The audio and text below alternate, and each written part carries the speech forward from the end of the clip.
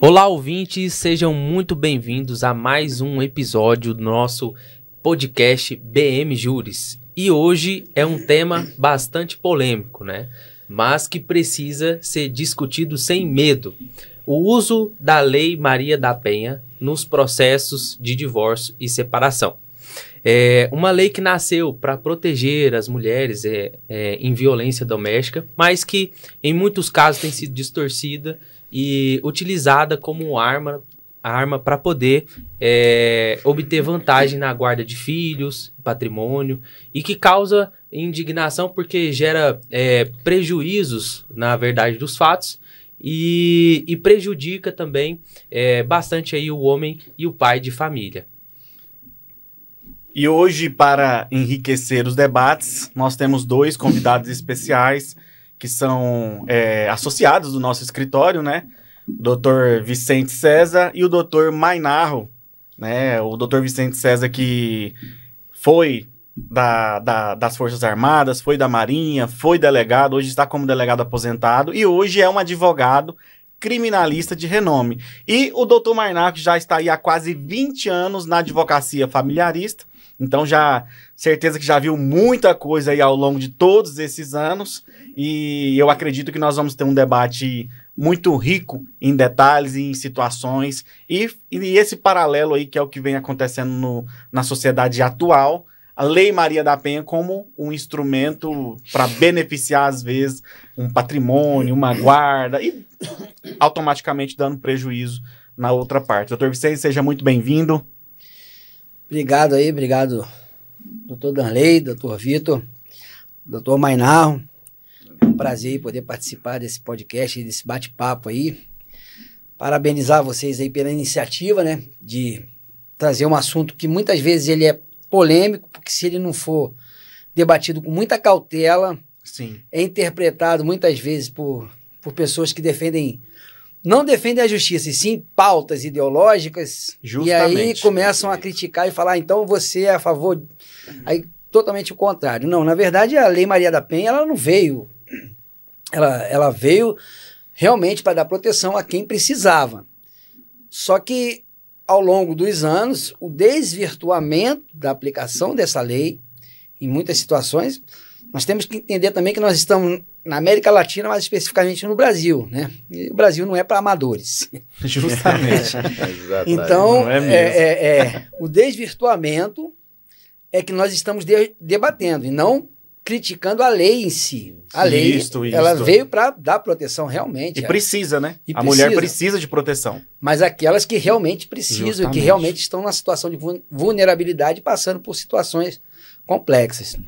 Doutor Mainarro, seja muito bem-vindo. Obrigado, doutor Danley.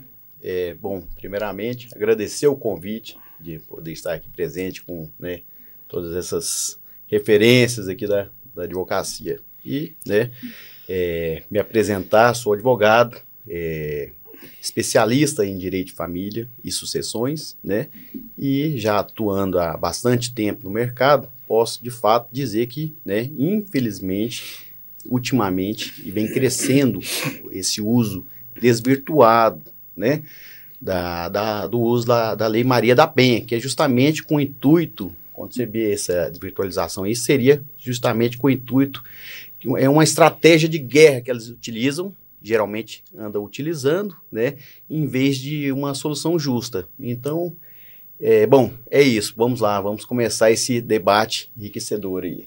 Sim, tá, com certeza.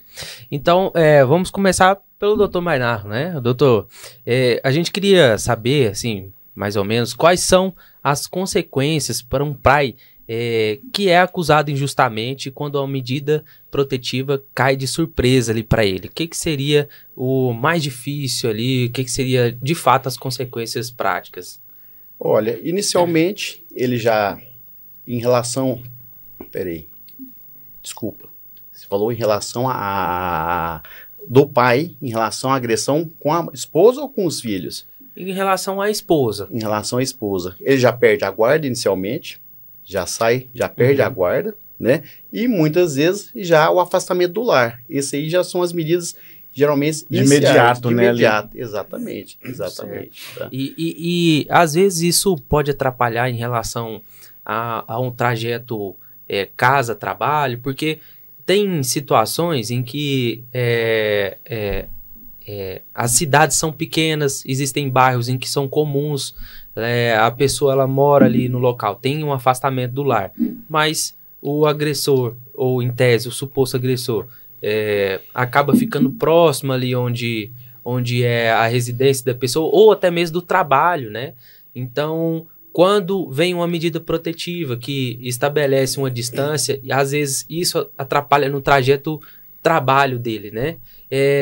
Existe alguma coisa que possa tentar ajudar em relação a essa medida, principalmente quando ela é tida de forma injusta?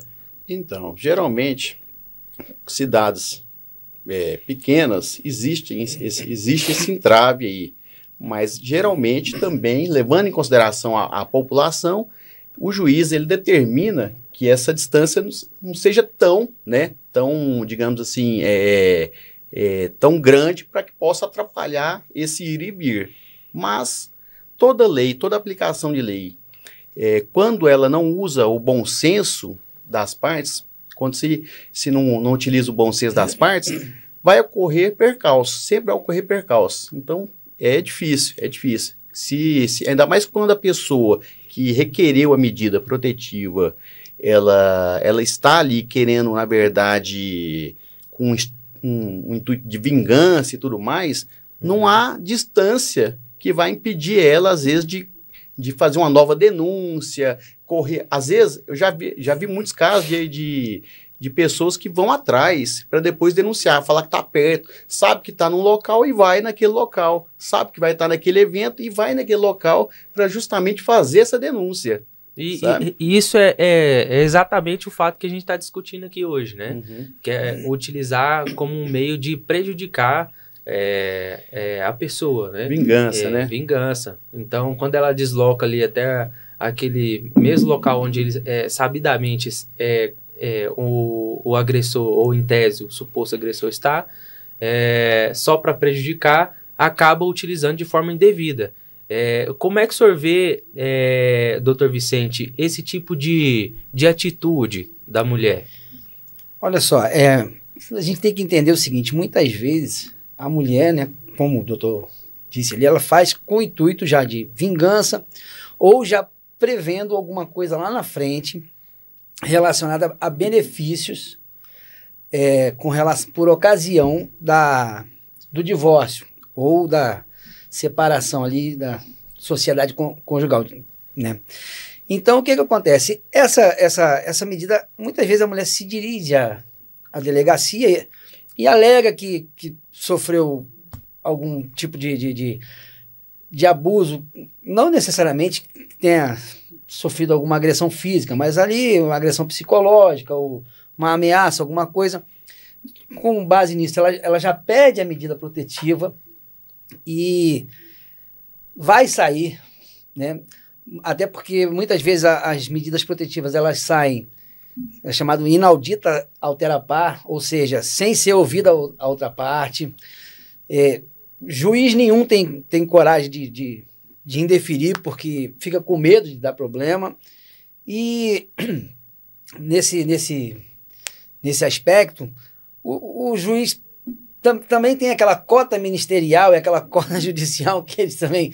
Então, em cima disso, eles estão mostrando o trabalho, a gente não pode ser hipócrita de não analisar isso. E a vida do cara ali se torna um caos, né? Nossa, na verdade, a situação ocorre uma inversão.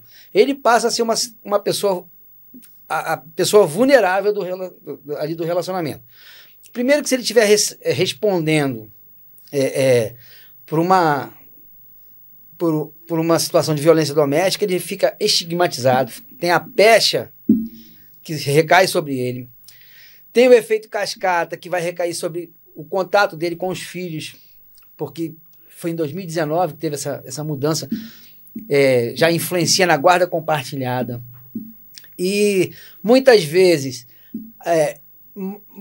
na residência que ele mora, a residência é dele, e aqui eu não estou dizendo aquela pessoa que é casada há muito tempo, e aí desfez o casamento e cada um vai ficar com... Estou falando daquela situação em que a residência é dele, ele foi morar ali há pouco tempo, a mulher não teria esse direito e ela usa essa estratagema, aí muitas vezes orientado por advogados, né, para que ele tenha que sair da residência, não tem mais contato com seus filhos, fica estigmatizado no trabalho também. Se porventura for preso, ele já chega na prisão muitas vezes com fama de agressor. Tem que ficar separado, né? No presídio a gente sabe que então, tem que ficar separado. Ou então ele começa a ter que já pagar pensão, e por ter problema com a guarda compartilhada, e a mulher não quer a guarda compartilhada justamente porque influencia também na pensão, porque quem tem a guarda compartilhada vai pagar um valor de pensão. Quem não tem que pagar um valor mais integral. Então, tudo isso ele passa a ser a pessoa vulnerável, e até para fazer uma defesa tem que ser um advogado assim, muito especializado, porque ocorre aquela criminalização do advogado criminalista. Com certeza. Do próprio advogado. E falando assim em advogado especializado, muito se falou aqui do Dr. Vicente, Dr. Mainar, com bastante crédito, mas a gente não pode deixar de enaltecer o nosso Dr. Victor Diego, que é criminalista, para quem não sabe, pós-graduado em Direito Criminal, e ele atua com muita excelência na área criminal, que é o que a gente está falando aqui hoje, né, que envolve a incidência aí de 2 direitos, que é o direito criminal e o direito de família, né? Dr. Victor Diego, eu queria saber o seguinte, é impossível reverter uma medida protetiva injusta? A verdade é que hoje, no nosso Poder Judiciário, há uma tendência a valorar quase que 100% o pedido da vítima. No sentido de que o pedido da vítima é algo subjetivo, né? É ela que está se sentindo ameaçada, é ela que está se sentindo que pode haver alguma consequência pior. Então, o judiciário tem uma tendência hoje a não revogar essas medidas protetivas. Ele tem essa tendência. Mas o que a gente tem que analisar aqui é o seguinte, às vezes essas medidas protetivas não está se tratando especificamente só da mulher, da ex. Porque quando a ex vai numa delegacia orientada por um advogado para usar da própria Lei Maria da Penha para resolver uma questão que eu entendo que é mais do direito civil, do direito de família, mas quer usar desse mecanismo para ter um benefício na partilha e na relação da guarda também, ela pede as medidas protetivas para toda a família, e isso inclui os próprios filhos. E aí é que é o X da questão. Pode haver a revogação dessas medidas protetivas em relação aos filhos, enquanto a mãe, até hoje eu nunca presenciei nenhuma revogação de medidas protetivas em relação à ex. Mas em relação aos filhos, aí entra um trabalho bem feito do advogado. Aqui é um conjunto de advogados, tanto o advogado criminalista como o advogado familiarista. Né? Nesse sentido, sim, pode haver, porque depois que se passa ali pelos psicólogos, pela junta ali que vai fazer essa análise em relação aos filhos, pode sim haver a revogação dessas medidas protetivas em relação aos filhos e a regulamentação também das visitações ali, do convívio do pai com os filhos, mas não é algo tão simples. Não é algo tão simples. Precisa, sim, de um advogado especialista estar ali trabalhando de forma eficiente para conseguir essa revogação em relação aos filhos. Lembrando, mais uma vez, em relação à mulher, eu nunca vi. É bem complicado, né? E, doutor Mainar, como que a guarda dos filhos acaba sendo usada como moeda de troca nesse tipo de litígio? Olha, doutor Danley, infelizmente isso é muito comum, tá? É muito comum. A mãe, ela consegue essa medida protetiva, ela afasta o pai e já perde a guarda unilateral, certo? Então, muitas vezes isso já acontece sem nem mesmo ter acontecido uma avaliação psicológica, um estudo social de caso ali, certo? Então, o pai, ele já afasta e aí ele fica depois tendo que ficar visitando os filhos, né? Então, até conseguir reverter essa situação, demora bastante. É uma sensação de vulnerabilidade, né? Muito vulnerável. Porque, às vezes, ele pode até não ser, em tese, um bom marido, né? Sim. Mas ele é um bom pai e Exato. acaba atingindo ali a relação familiar dele com os filhos, né? Exatamente. E é onde pega bastante com os advogados, porque o pai, o genitor, ele não entende direito a situação. Então liga ali para o advogado, acha que é uma injustiça enorme, né? E acaba achando que existe uma questão desigual. De fato, a lei trouxe, a Lei Maria da Penha trouxe a questão de tratar os desiguais na forma da sua desigualdade, mas como a gente está tratando de questões mais desvirtuadas, a gente precisa ter esse bom senso de dialogar ali, né, com o genitor para ver o que poderia ser, até indicar um terceiro para poder intermediar, né, ali entre eles, esse né? diálogo, Justamente. buscar a criança, Exatamente. né, até para evitar que essa medida protetiva seja usada contra ele. Exatamente. Essa, em tese, seria uma das questões para poder ser abordadas. É onde caminha para a alienação parental. É verdade, É né? onde caminha para a alienação parental. E é muito importante esse ponto, doutor, que Vossa Excelência colocou, porque às vezes o cara realmente, o relacionamento do casal ali chegou ao fim, não dá mais certo, cada um quer seguir o seu caminho, cada um tem uma visão de vida, não dá mais certo. O cara se tornou um ruim marido, e tem que acabar mesmo, em alguns casos tem que acabar, mas ele é um bom pai. Uhum. Só porque quando faz essa rescisão aí desse relacionamento, algumas, eu não vou generalizar porque são algumas mesmo, elas incorporam o sentimento da vingança. E aí elas querem se vingar de tudo aquilo que elas acham que viveu de ruim no relacionamento e quer prejudicar o pai em relação à convivência com os filhos. Ela quer prejudicar. Hoje nós estamos na era da tecnologia e nós temos algumas situações que o cara tá com as medidas protetivas, ele não pode se aproximar do lar. Mas nós temos o WhatsApp.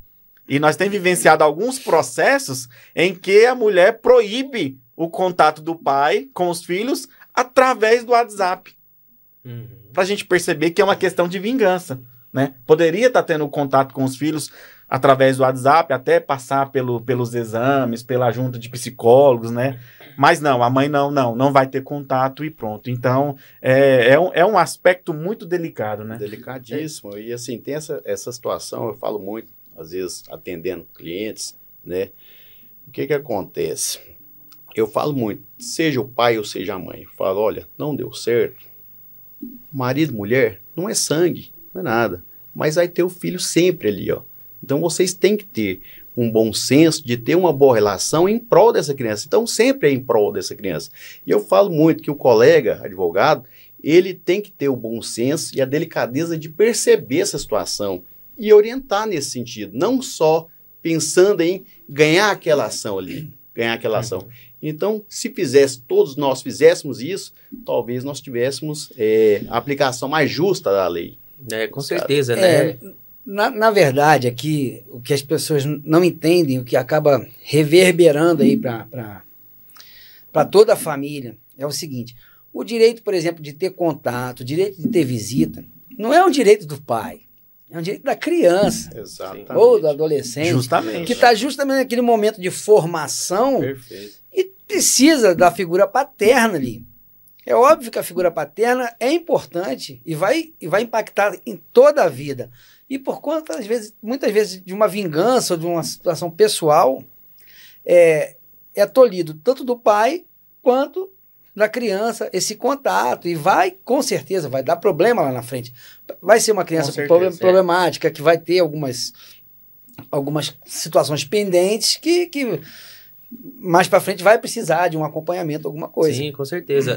Acaba que o ECA fica deixado de lado, né? Que onde tem o princípio do melhor interesse da criança, né? Justamente. Então, doutor Marnarro, como é que a gente poderia fazer para evitar esse tipo de problema, ou às vezes ver uma alternativa em relação a esse pai que fica tolhido ali de ver o seu filho. Ele tem que abrir um boletim de ocorrência. Muito se fala sobre essa dúvida, né? Assim, vamos abrir um boletim de ocorrência, mas que às vezes parece não funcionar, ou deveria ser no processo mesmo, para abrir um procedimento, um processo judicial, tem que abrir um processo judicial, tem que fazer um boletim de ocorrência. O que tem que ser feito?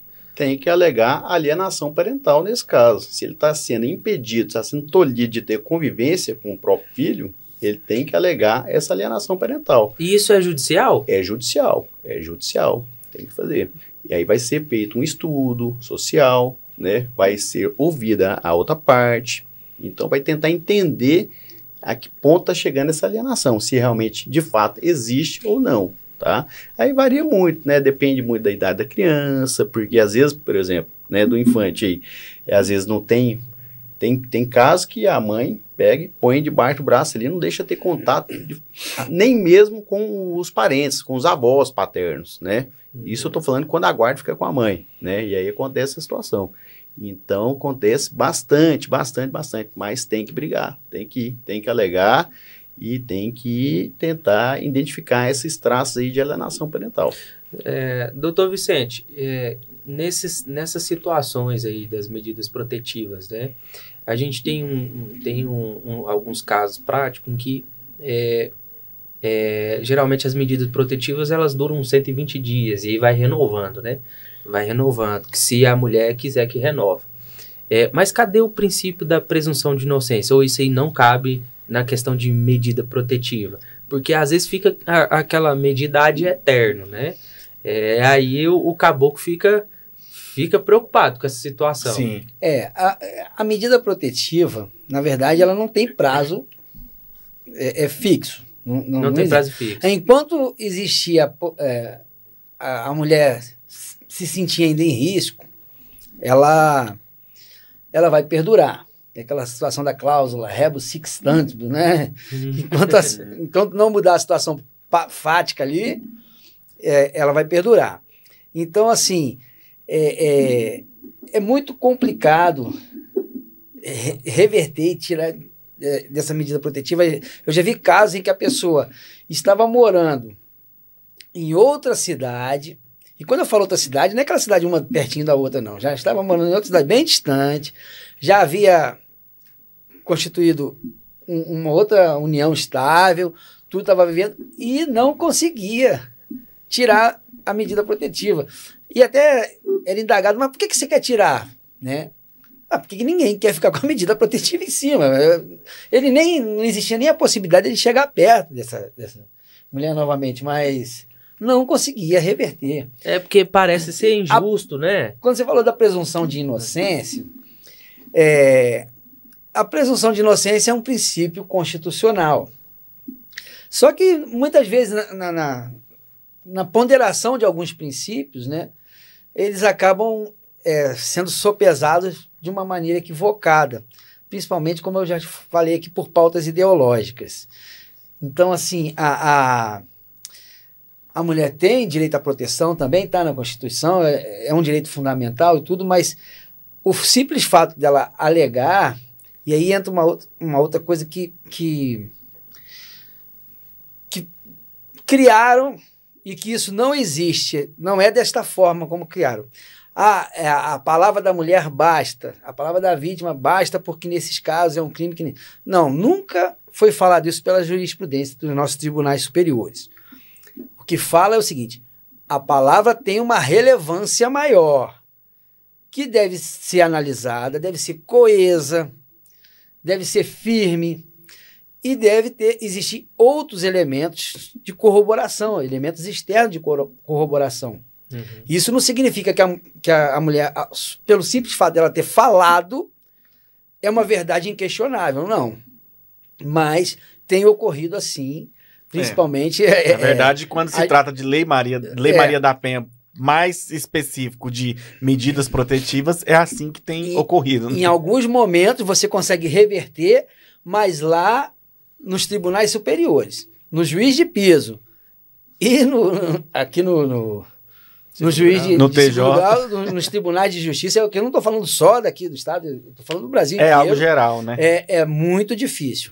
Essa questão dos 90 dias, doutor Darley, que você mencionou, na verdade, é um costume que os juízes aqui do nosso estado têm adotado, de às vezes aplicar uma reavaliação com a própria vítima a cada 90 ou até 6 meses. Eu já vi algumas decisões em alguns processos criminais que eu atuo, que quando o juiz defere as medidas protetivas, ele já coloca na decisão dele que é para ser reavaliado ou perguntado para a própria vítima se ela tem interesse em seguir com essas medidas protetivas.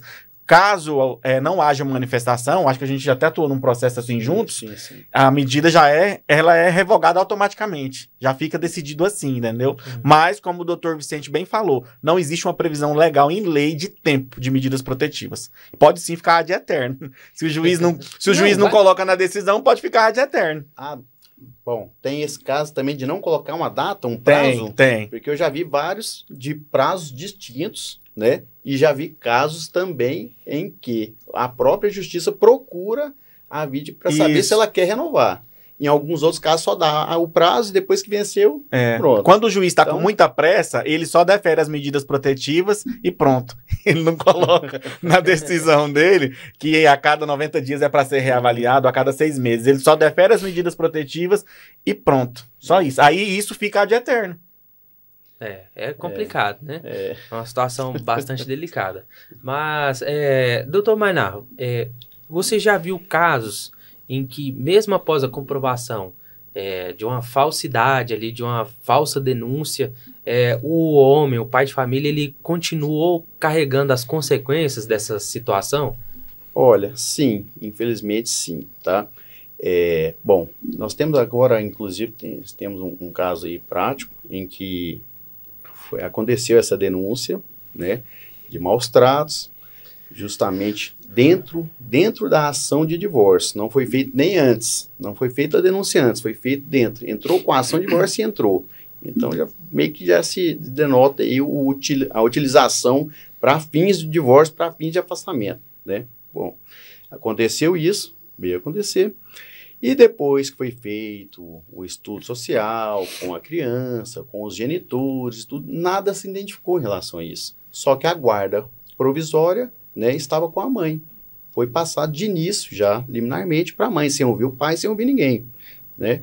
Então isso ainda perdurou. Por quê? Porque o divórcio está correndo, embora o estudo social não identificou nada, a mãe também, a própria mãe, depois no estudo social, né, ela simplesmente... Confessa que não tem, exatamente, ela não corroborou com a denúncia dela ali. Então não teve isso, de fato não teve. E a guarda está de fato só com a mãe. O pai tem a maior dificuldade de ter contato com a filha, né? E está agora a ação, o divórcio já saiu, porém estão agora em litígio em relação aos alimentos e em relação à guarda. E aí estamos aí aguardando o findar, o parecer do Ministério Público para depois vir uma sentença.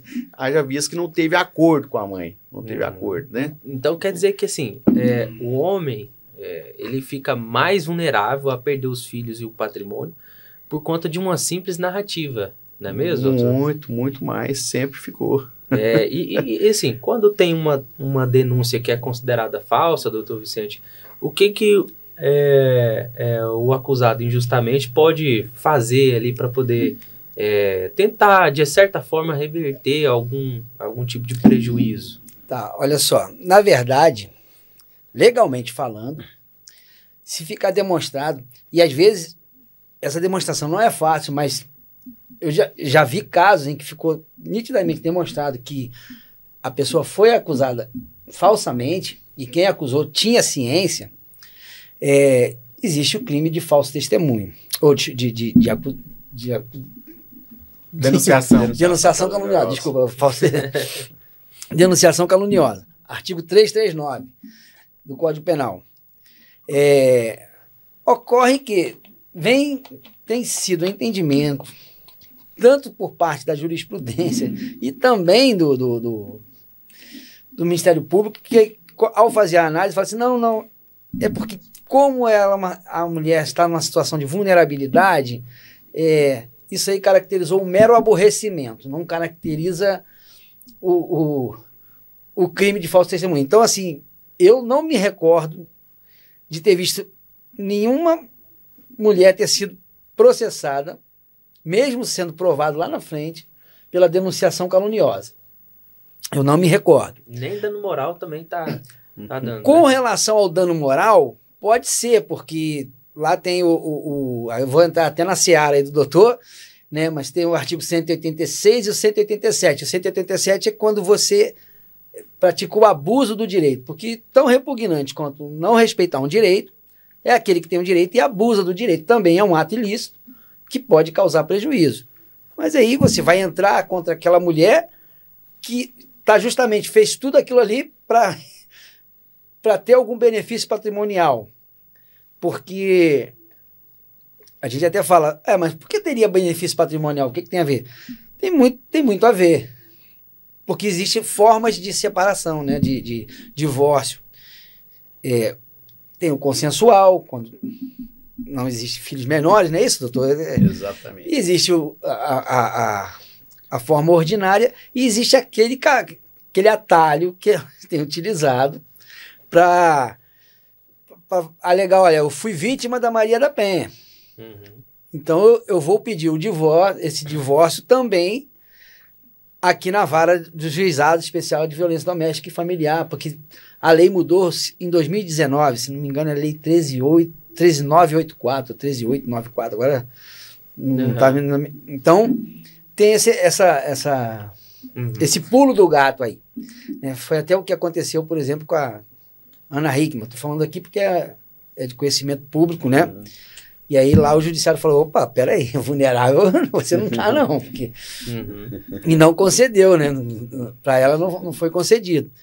Então, justamente por isso, começa a adiantar já alimentos provisionais, alimentos provisórios. Aliás, eu nunca soube a diferença entre alimentos provisionais e alimentos provisórios, né? Eu falo aqui porque eu já coloco os dois na lei, né? Então, acaba tendo impacto. E o cara se sentindo coagido ali, né? Sob ele uma espada ali. Ó, tem uma ação contra você, que é óbvio que ele vai ficar mais suscetível a acordos vantajosos para outra parte, né? Exatamente. Tem uma questão bastante importante que eu estava vendo ultimamente, né? Tem um entendimento jurisprudencial não tão recente em que vai de encontro justamente a esse prejudicando a questão patrimonial, que é quando a mulher ela tem a medida protetiva deferida para afastamento daquele relacionamento, daquele genitor, né, ou o companheiro dela, mesmo a casa sendo dele ou dos dois, né, aquele afastamento não gera no direito civil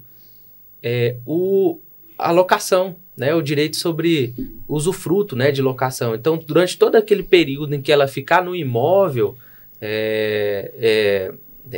morando, né, exercendo seu direito de moradia, lá na frente, o homem não pode solicitar o direito de usufruto daquele imóvel, da metade, né, do que seria, e seria feita a avaliação, e aí descobriria qual seria o valor de locação, de aluguel, e aí a metade seria dele, né? Então, esse período em que está sob vigência de medida protetiva, do afastamento do lar, a mulher ela não é obrigada a fazer o pagamento desse período, né? E isso dá para ver que é uma questão comprovada de prejuízo financeiro ali para o homem, e em casos que a gente está falando sobre o uso desvirtuado dessa situação, né? Não é mesmo, doutor Marnar? Principalmente quando o imóvel é apenas do marido, né? Do esposo, ali, do homem, no caso, né?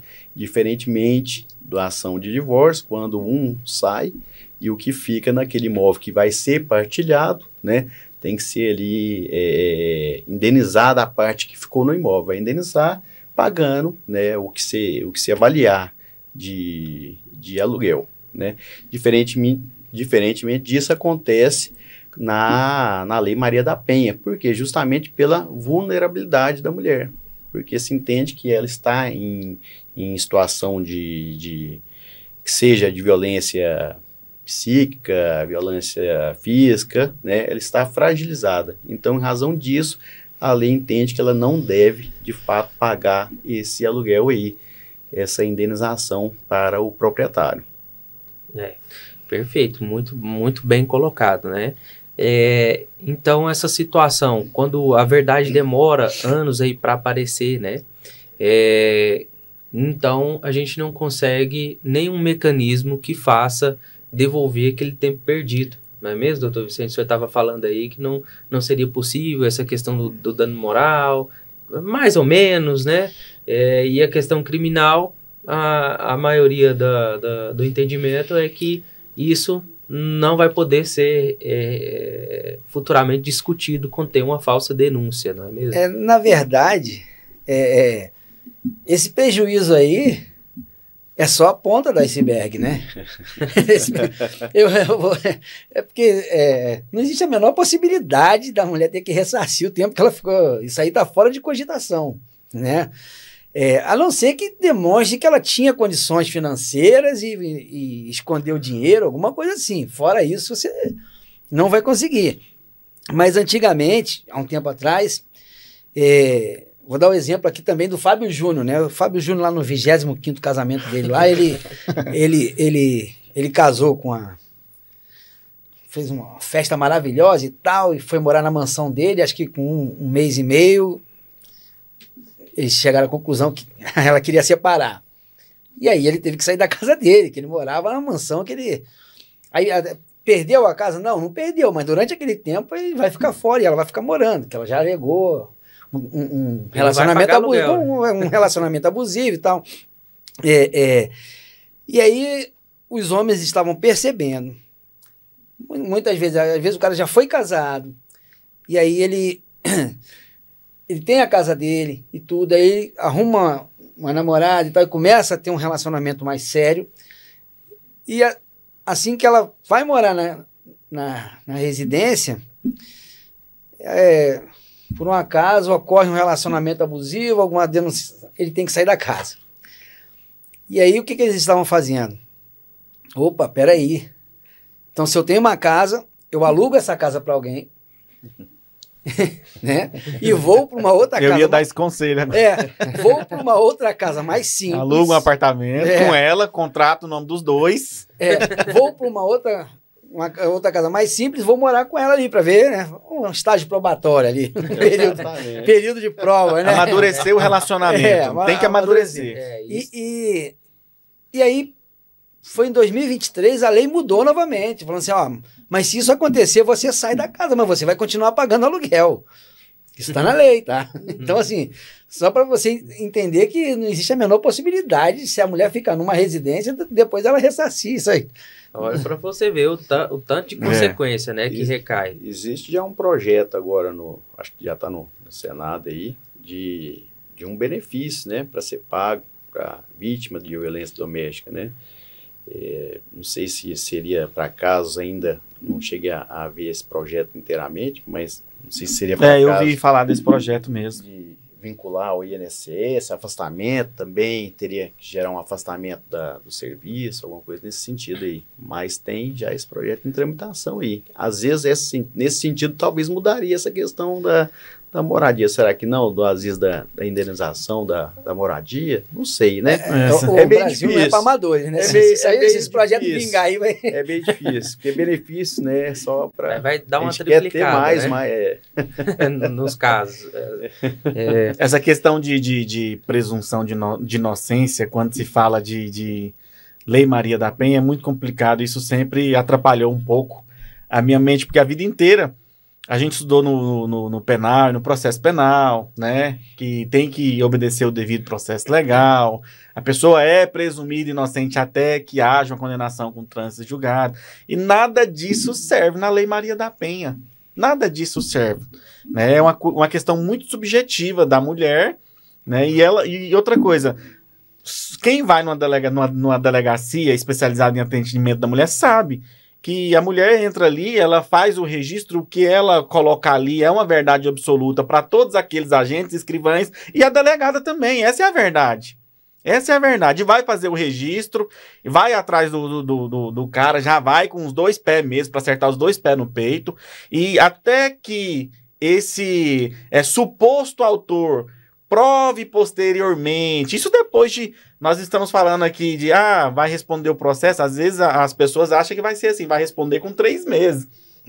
A verdade é que é 6 meses, 9 meses, 1 ano, 2 anos, 3 anos. Nós temos processos juntos que já tem aí 2, 3 anos, nesse sentido que nós estamos conversando aqui, com o uso da Lei Maria da Penha para resolver uma questão de divórcio e de guarda de filhos, usando a Lei Maria da Penha, já tem uns 3 anos. Exatamente. Então, assim, essa presunção de inocência não existe na Lei Maria da Penha. É, na verdade, uma lei que veio para proteger a mulher e ela precisa desistir, né? Ela tem que ter esse lado protetivo em relação à mulher, precisa mesmo. Porém, eu acho que deveria ter a ponderação, deveríamos criar o mecanismo de ponderação, estruturar melhor essa questão desse comportamento, principalmente das delegadas especialistas, né, nessa situação, de tentar analisar melhor a situação, ver se há uma verdade ali no que está sendo falado, porque tem muitas mulheres que realmente usam a Lei Maria da Penha para prejudicar o seu ex-companheiro. Essa é a verdade. Tem casos que elas até se batem, né? Justamente. E aí acaba complicando mais ainda porque a palavra dela tem mais importância, né? E aí, doutor Vitor, eu queria entender o seguinte. A mulher chega lá e pede medida protetiva. A medida protetiva é um processo ou vai desenrolar algum procedimento? Não. O que vai acontecer ali? Não é um processo. Inclusive, as medidas protetivas não está atrelada a ter um processo criminal. Não está atrelada. A mulher ela pode ir na delegacia, pedir as medidas protetivas em relação a algum dano psicológico, que ela acha ali que está tendo um prejuízo, né, na sua psique, o juiz vai deferir. E pode ser que nessa situação não tenha nenhum crime envolvido. Ali um tipo penal previsto no Código Penal de ameaça, uma lesão corporal, não tem nada ali. Não tem nada. E não vai haver um processo criminal, mas vai existir as medidas protetivas. Entendi. E quando o Ministério Público ele entende que às vezes possa ter, ou até mesmo o delegado pode entender que possa ter algum tipo de processo, processualmente falando, aquilo ali já vira um processo ou o ofensor, né, o suposto ofensor, ele tem que ser intimado para ter um novo procedimento a ser aberto? Como é que fica? Não, aqui no nosso estado, o pedido de medidas protetivas, normalmente quem faz é a delegada, né, o juiz analisa ali de forma cautelar, prévia, sem analisar a outra parte, ou ouvir a outra parte, ele decide e aquele procedimento ali, ele é arquivado. Ele é arquivado, entendeu? Aí o processo criminal que vai desenrolar na delegacia, começando pelo... Agora eles estão usando muito a VPI, né? Falar, tudo é VPI hoje em delegacia, mas na verdade teria que ser por um inquérito policial. Quando se faz o inquérito policial e termina ele, que há elementos ali que justifica fazer ali o indiciamento desse suposto autor, isso vai para o Poder Judiciário e lá transforma-se em um processo criminal contra esse suposto autor. Mas é um outro processo, né? Não tem nada a ver com o procedimento que gerou de medidas protetivas. Nasce um outro número de processo de protocolo. Entendi. Então, tendo a medida protetiva, de toda forma, o homem ele tem que se preocupar em procurar um advogado especialista, tanto na área criminal quanto na área de família. É isso, doutor Mainar? Correto, exatamente. O que eu indico é que definam bem, né, o seu regime de casamento, tá? Tenham uma blindagem patrimonial, certo? E façam uma separação clara entre os bens pessoais e os bens particulares, já advindos anteriores dessa união, tá? Isso é importantíssimo, ainda mais nos dias de hoje. Não, perfeito. Acontece muito da mulher fazer a denúncia lá na polícia e o homem não buscar procurar resolver a questão familiar ou a questão patrimonial, porque às vezes ele fica na expectativa de que eles ainda eles voltem ali a um relacionamento. Mas a mulher, em alguns casos, quando é nessa intenção de falsa denúncia, ela já está ali armando, preparando processos cíveis para poder, no caso cíveis de família, para poder se beneficiar. O senhor acha, então, que o homem ele tem que se ater para isso e já buscar o direito familiar, o direito da criança, para poder tentar resolver a situação, ou ele tem que aguardar mesmo, ter essa expectativa, essa esperança que vai voltar, ou não adianta, depois que a pessoa põe a medida protetiva, não tem como mais revogar? Como é que é essa situação? Essa situação, assim, eu falo que é muito complicado, porque muitas vezes ninguém quer dar o primeiro passo, a não ser que seja aquela pessoa que já tem algo em mente ali, né? Então tem essa situação, é complicado mesmo. Mas se o homem vê que de fato pode vir a ocorrer essa situação, ele que deu o primeiro passo. Eu falo, quem procura primeiro, a justiça já sai na frente. Assim como eu falo para pais que às vezes estão ali divorciando, olha, já oferta alimentos. E, ao invés de esperar a mãe executar, a mãe entrar, se vocês não estão mais juntos, oferta o alimento. Já propõe a ação. Olha só, quantos pais fazem isso hoje em dia? Pouquíssimos fazem isso. Pouquíssimos. É a minoria. Quando o juiz vê que é o pai que está ali propondo, entrando com a ação, sabendo que não tem a guarda do filho, mas está lá propondo, olha, minha capacidade é essa, né? Meu filho precisa disso, quando eles estavam juntos, a nossa vida era assim, então estou propondo aqui. Isso já chama o juiz para o lado dele. Com certeza. Né? Então, mostra boa fé, né? Mostra boa fé, exatamente. Mostra boa fé. Perfeito. Tá? Sim, doutor Vicente, cabe retratação desse tipo de questões envolvendo a Lei Maria da Penha no âmbito da delegacia ou não? Não, na verdade, a retratação não é no âmbito da delegacia. Tá falando de medida protetiva? Isso. Ela pode solicitar a revogação, ela pode solicitar, ok? Isso pode. Agora, as pessoas que estão aí, que existe contra eles uma medida protetiva, eles têm que entender que é uma situação muito delicada, é uma linha tênue, porque basta ele mandar uma mensagem inocente, mandar uma mensagem pelo WhatsApp, ele já descumpriu a medida protetiva. Basta um oi. Oi. Tem um caso muito engraçado, eu não vou falar aqui a cidade, né? Que existia uma medida protetiva, essa pessoa já havia saído do país, foi para os Estados Unidos, e lá ele conseguiu trabalhando, porque ele trabalhava acho que na construção civil e tal, conseguiu ficar melhor de vida, e ele mandou, depois que ele conseguiu, ele mandou lá um iPhone para a filha, um presente para o filho, e mandou dinheiro para a mulher, mandou tudo, né? E mandou uma mensagem, ó, mandei para vocês aí e tal.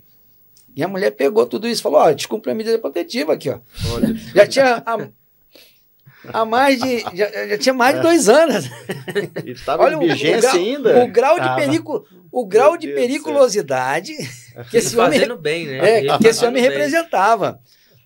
E aí, esse delegado, ele ficou numa situação que ele olhou e falou, beleza, mas eu vou ter que apreender tudo que ele mandou, porque isso aí foi produto do crime, foi, né, instrumento do crime que ele utilizou. Os bens foi o que caracterizou o crime. Aí a pessoa falou, não, então... Então deixa. Mas assim, esse delegado ele foi muito criticado, viu? Com essa atitude e tal. Você vê como é que a coisa toma uma dimensão. Porque a medida protetiva é justamente para que aquela mulher que está correndo perigo. Então, eu descumpro a medida protetiva que eu estou indo atrás da mulher, por exemplo, para fazer algum mal para ela, alguma ameaça. E às vezes não é bem isso, entendeu? Uhum. Mas a lei, pela letra fria da lei, descumpriu e não havia sido revogada, estava em vigor. E aí? Agora existe um entendimento, né, do STJ, então já fique ciente que você vai primeiro passar pelo juiz, ele vai te manter preso, vai passar pelo Tribunal de Justiça, ele vai te manter preso, e lá no STJ talvez você consiga, se você demonstrar que a mulher, tipo assim, te convidou, porque acontecia muito isso, né? Acontece Mas demais. né? Acontece muito, olha, não vem, não, vamos se acertar, não sei o quê, aí o cara volta, aí daqui a pouco ele tá ali uma semana, duas, aí o negócio Discute de novo. discute de novo, aí a mulher chama a polícia e fala, olha, tem mais, descumprir a medida protetiva. Eu ia falar isso, eu ia falar exatamente isso, né? As pessoas ali, o casal, eles entram em atrito, a mulher pede as medidas protetivas, né? Depois ali não vai muito tempo, 3 dias, que normalmente é isso que acontece, depois de 3 dias eles se acertam. A maioria das vezes, principalmente quando o cara vai preso, é a mulher que vai buscar ele lá no presídio quando chega o alvará de soltura para ele. É ela que vai buscar, na maioria das vezes. E ali eles se acertam e fica, né, naquela harmonia, o love ali daquele momento, e vamos esquecer tudo isso, vamos embora, construir nossa família embora, vamos seguir. Mas tá lá a medida protetiva. E tá lá as medidas protetivas. E passa ali 3 meses, 6 meses, e no próximo feriado, que eles beberam um pouquinho, que os ânimos subir, lá vem de novo a confusão, a briga, o tapa, ela lembra que tem umas medidas protetivas. E aí... E aí não tem conversa, não tem choro e nem vela pro caboclo, entendeu? Ela só vai ligar pra polícia e a polícia vai prender ele em flagrante por descumprimento de medidas protetivas. Não tem conversa. Quando o cara consegue demonstrar que a mulher já tinha autorizado, ela não pediu a revogação, mas já tinha autorizado e tal, não há dolo e não há crime. Tem sido esse entendimento do STJ. E aí cabe ao advogado que vai acompanhar, falar, doutor, né, chegar na delegacia... O advogado tem que trabalhar com celeridade. Até chegar no STJ... Mas até lá, aí só que se ele alegar, dependendo da situação do plantão, num plantão, que geralmente isso acontece no plantão, e o delegado fala, não, vou manter aqui e tal, o senhor vê depois, aí você vai ter que entrar rápido pro juiz, e mais rápido ainda para poder subir, porque muitas vezes vão entender que não, só chegando lá no STJ, e aí nessa brincadeira ele ainda fica um tempo preso. Claro, existe a possibilidade, porque o delegado pode se fundamentar ali e falar, não, deixo de autuar em flagrante, tendo em vista que não houve dolo e houve a revogação tácita, não há mais necessidade, não correria risco, mas aí vai depender do entendimento da autoridade ali naquele momento. Já tive vários casos no escritório de, né, às vezes faz a denúncia no calor da emoção e passado alguns dias, mesmo que não tenha, né, tido afastamento do lar, prisão nem nada, aí vem aquele arrependimento, doutor, tem lá a medida, eu quero que tire, como é que faz, tal, né? Então a gente vai lá, petição nos autos, mas também não depende, né? E geralmente nesses casos se designa uma audiência para ouvir essa vítima, né? Para ouvir essa vítima. Em todos os casos que eu peticionei pedindo a retirada, né, após essa audiência, essa oitiva, como também não era um caso em que teve flagrante, não teve prisão, não teve nada, os juízes, juntamente com o Ministério Público, entendeu por bem retirar, e foi retirado nessa época. Sim. Agora, é diferente quando justamente, quando tem o flagrante, quando tem a prisão e o afastamento, como é que é esse caso? Quem pode me explicar, doutor? Quando tem o afastamento, quando tem o flagrante? Isso, exatamente. E a esposa, a companheira vai lá e solicita essa retirada. Sim, mas ela vai solicitar ao juiz. Né? É o mesmo princípio do seu caso. É o mesmo princípio. Não muda nada. Não muda nada. Vai ouvir, não tem eu falo assim, não faz não só pesa a situação de que de fato teve esse flagrante e tudo mais, e a pessoa tá presa, então, não, agora você não pode tirar mais, como é que é? Não, aí Se ela demonstrar, não, eu tinha autorizado ele a se aproximar e tudo, né? Perfeito, ótimo. Entendeu? Aí, Entendi. só que antigamente não existia esse entendimento. E ninguém tinha coragem de não fazer nada, porque na verdade, as pessoas ficam com medo, né, de você não fazer nada, e aí o cara vai lá e faz alguma coisa também. Existe esse... Exato. Ou a culpa até pela omissão, né? Exato. Então, na dúvida... É não arriscar, né? Eu não sei a capacidade dele, se ele vai fazer ou não, é melhor fazer dessa forma. Né? E nesse sentido aí é onde gera o prejuízo para o que não fez, para o honesto, né? Para o honesto. Bons Os pagam bons. pelos maus, Aí, né? aqui, na verdade, na Lei Maria da Penha, os bons pagam pelos maus, né? Paga, não tem jeito. E aí tem um outro lado, né? Muita gente pode estar pensando assim, pô, mas está criticando a Lei Maria da Penha. Não, na verdade, eu estou preocupado também com as verdadeiras vítimas. Sim. Sim. Porque ao banalizar esse instituto, as verdadeiras vítimas, daqui a pouco, não vão ter a voz que deveriam ter. Justamente. Entendeu? Então, eu não estou preocupado aqui só em falar, criticar, mas estou defendendo também aquelas pessoas que Quem a lei realmente precisa. Esse que realmente debate precisa. gera isso, né? De proteger quem realmente precisa, né? Exatamente. Então, assim, mas de toda forma, esse tema é um tema bastante interessante e acaba que a gente nem vê o tempo passar, né? Sim. E nós já estamos, infelizmente, já chegando no final, né, do nosso episódio. Então, eu só tenho a agradecer a presença de todos vocês, Dr. Vitor, Dr. Mainá, Dr. Vicente. Foi um assunto muito bem trabalhado aqui por Vossas Excelências e espero futuramente ter vocês aqui novamente, aqui no nosso podcast, para poder falar mais sobre outros temas pertinentes aí da área de direito criminal, direito de família, sucessões. E eu passo a palavra ao Dr. Vitor. Eu que quero agradecer e para mim é sempre uma honra estar, né, com Vossa Excelência, com os demais colegas. Eu tive a honra de aprender direito penal com o Dr. Vicente, né? Tive a honra de ser estagiário dele na Delegacia de Polícia Civil, onde eu fiquei por quase 5 anos. Então, assim, para mim é uma honra muito grande hoje estar com o doutor aqui nessa mesa e a gente conseguir discorrer de ideias tão relevantes em relação à Lei Maria da Penha. E que fique claro, nós não viemos nesses trabalhos hoje, nesse podcast, criticar a Lei Maria da Penha no sentido de que ela não deva existir, ela precisa, porque tem muitas vítimas, tem muitas mulheres vulneráveis. Aqui nós estamos falando de um ponto que é o uso dela de forma indevida por algumas mulheres, minoria. E o Dr. Mainarro também, dispensa elogios, né? Para mim é muito gratificante poder ombrear com Vossa Excelência, muito me enriquece, aprendi muito sobre direito de família também, né, com o doutor. Para mim é uma satisfação imensa. E o doutor Derlei não precisa falar nada, né? Já é meu sócio, nós andamos juntos aí já há vários anos, né? Então para mim é sempre uma satisfação. A satisfação toda minha. Aprendo mais com Vossa Excelência que Vossa Excelência comigo, tenho certeza disso. Doutor Mainá. Agradeço demais o convite, fiquei extremamente feliz por esse convite de poder estar aqui junto, né, de grandes advogados e, de fato, concluir hoje esse debate nosso aqui, concluindo que, de fato, é uma lei importantíssima, né? Então, o que nós estamos discutindo aqui seria, de fato,